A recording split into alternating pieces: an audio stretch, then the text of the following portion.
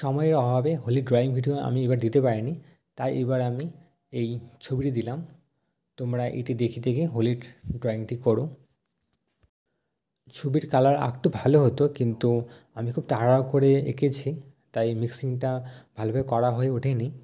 তো তোমরা যখন ছবিটা করবে মিক্সিংটা খুব ভালোভাবে করবে, যাতে ড্রয়িংটা দেখতে ভালো লাগে।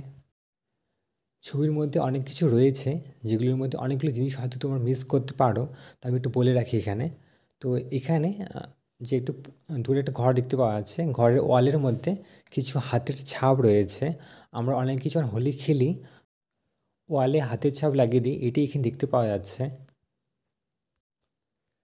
এখানে পলাশ গাছ রয়েছে, আর এই পলাশ গাছ থেকে কিছু ফুল পাতা মাটিতে নিচে ঝরে পড়ে রয়েছে।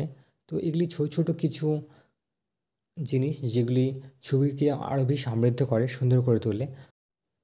এগুলি ছোট ছোট কিছু জিনিস যেগুলি অনেকেই ফলো করে না, তাই আমি বলে রাখলাম।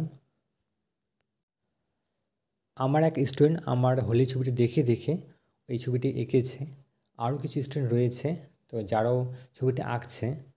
এখন ছবি কমপ্লিট হয়নি, তো আমি পরবর্তীতে ইউটিউবে আমি ছবিগুলি পাঠাবো। তো তোমরা চাইলে তোমাদের ছবিগুলি আমাকে ইনস্টাগ্রামে মেসেজ করে পাঠাতে পারো। সবাইকে হোলির প্রচুর শুভেচ্ছা রইল।